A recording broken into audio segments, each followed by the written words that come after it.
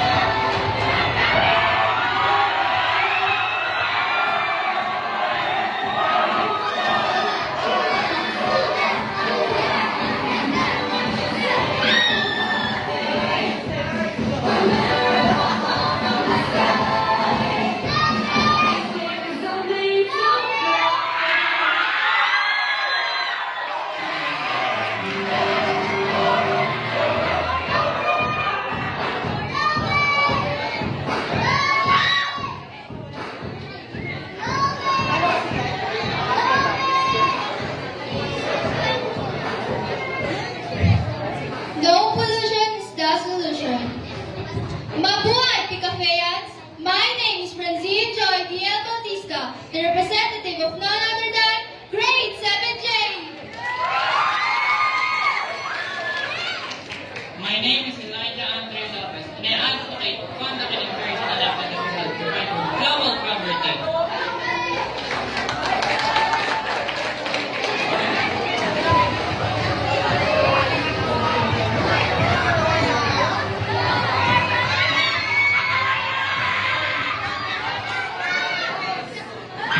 Let us reuse, and recycle to revive, reclaim, and recreate our planet's fate.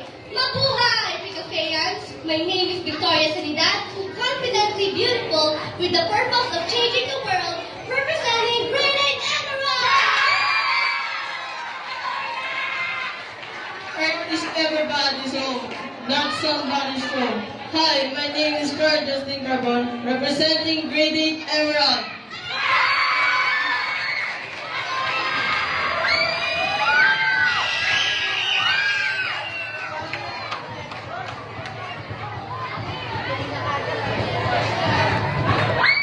Reduce, every single use of plastic.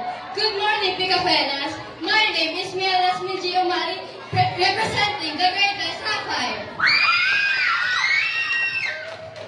Let's protect our environment today for a thriving tomorrow for all living beings. Good morning, Picafeyans. My name is Derek Winchester, representing Grade 9 Sapphire.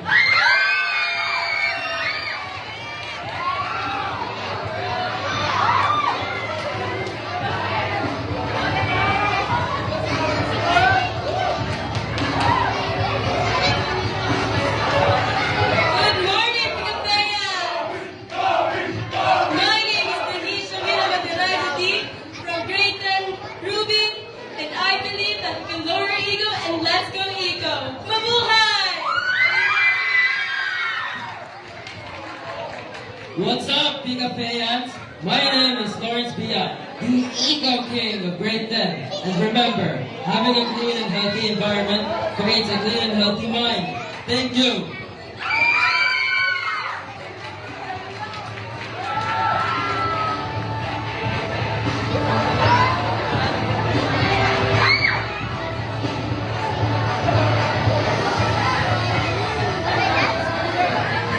Good morning. My name is Angel May L. Albina, representing Grade 11 Zircon, and I believe be part of the solution, not part of the pollution. Good morning, everyone. My name is Rafael Gazas, C-Science, representing grade 11, and I believe that ecology is not somebody's work, it's everybody's work.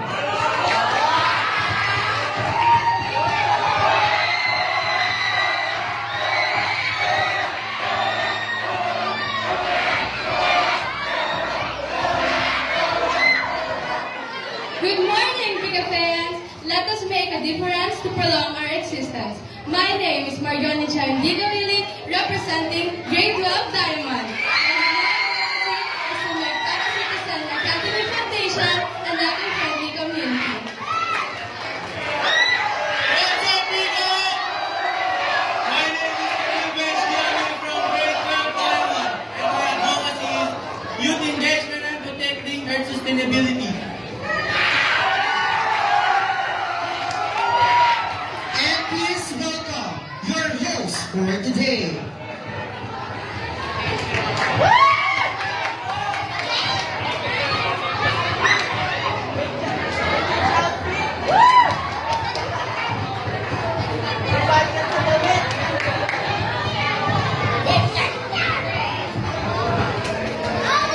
Go green and save green. Mabuhay, Picafayans! Again, I'm Teacher Cherry, your host for today.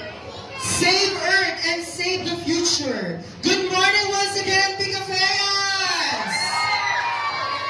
Also, I'm your host for today, Teacher Errol. Wow, you look stunning today, Teacher Chara. Teacher, ano wala bang bago? And you too, of course. Alam mo, Teacher Aaron, hindi na rin ako makapag-intay kasi grabe, oh.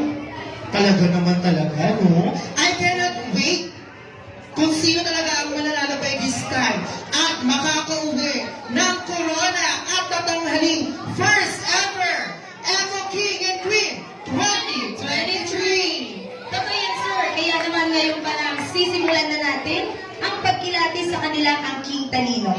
We will begin our question and answer. And for our question and answer, we will be showing you different pictures. And the only thing that you will do is to observe and analyze it. So there's no question at all, so you just need to observe the picture. And you only have 30 seconds to expound your answer. So let's start with our Evo King